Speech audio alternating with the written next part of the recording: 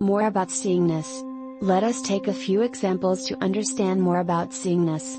Western esotericists, such as Rudolf Steiner and Max Heindel, have described how in the distant past human beings had a very different way of perceiving warmth. A kind of baggy organ was on top of their heads. Nowadays this area corresponds to the fontanelle, a soft membrane between the two parietal bones, on top of infants' heads. If we go back a long time through the archives of the memory of nature, we find that the Earth was full of volcanoes and areas with hot gases and plasma. Human beings had to have some sense of direction to avoid being roasted alive. The baggy object on top of their heads fulfilled this function. It was the very primitive organ of warmth. In terms of evolution, what has happened? The baggy part was reintegrated inside the head and slowly became our present pineal gland. And now our sense of warmth is no longer localized in a particular organ but distributed all over the body. Thus we can observe how a sensorial function develops over a long period of time. It first depends on one organ and is restricted to it, and then it slowly spreads to the whole body.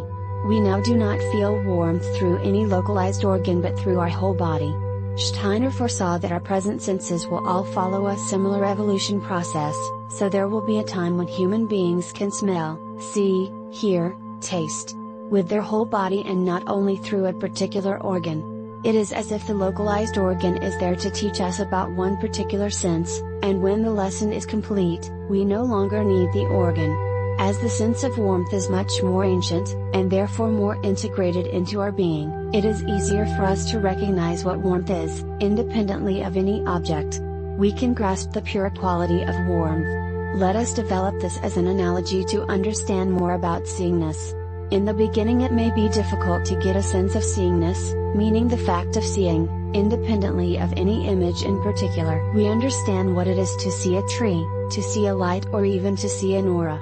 But the naked seeingness may not be so obvious. Roughly speaking, the feeling of warmth is to heat what seeingness is to the perception of images. We don't have to refer to concepts such as hot as a fire or hot as the sun or hot as the stove and try to understand what is common to them. We can just go to the essence and recognize warmth, independently of any source of heat. It is a similar quality that has to be developed with vision in order to discern the seeingness. In other words, for perception to take place, three elements are needed: 1, a person who perceives; 2, an object to be perceived; 3, the process of perception. This applies not only to seeing auras, but to any physical perception such as hearing, smell. At this point in time, in the daily life of most human beings the first and third elements have been lost, meaning the consciousness of the perceiver and of the process of perception. When seeing a tree, for instance, there is a mental recognition of the tree, but there is no awareness of who sees the tree, nor of the process through which the tree is perceived. An assimilation takes place with the object of perception. To become aware of seeingness means to become aware of 3, the process of perception. Our real purpose in this work is to find the self. We are not using techniques just to reach perception. We are using perception to reach the self. If you have 2 oranges and a cherry in a basket, the cherry can easily be hidden by the oranges. But if you take the 2 oranges out of the basket, the cherry becomes conspicuous. One orange is the object of perception, the other is the process of perception and the cherry is the self-awareness of the perceiver. When you separate the seeingness from the object of perception, you achieve a stage of discernment which is similar to removing the 2 oranges from the basket. That is why you may have such big flashes of inner awakening when you become aware of the seeingness, sudden inner explosions in which the self is revealed. As you keep on practicing our triple process of vision, your seeingness will gradually develop. In the beginning it seems faint. But as you exercise it, it turns into a more and more tangible quality, becoming as clear and obvious as the perception of warmth. One could also compare the seeingness to a muscle that has not been used for a long time. Reactivating the muscle is likely to be slow in the beginning. You hardly feel it, you don't even know when it is contracting or not, and its contraction is quite weak. Once you have done the work, activating your seeingness becomes as clear and tangible as contracting your biceps.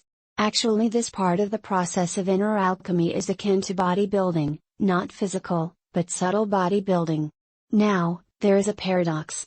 When you want to become aware of seeingness, what do? You make sure that you are not looking at anything in particular, that the content of the image does not matter to you. In other words, you take one of the two oranges out of the basket. You get rid of the object of perception.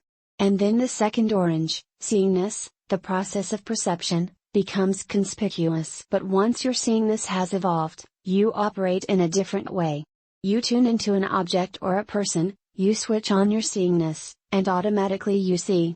It does not matter at all whether the object of perception is just in front of you or on the other side of the planet or even on the other side of the galaxy. You see. And often something uncanny happens. You may well decide to close your eyes, in order to see something just in front of you better.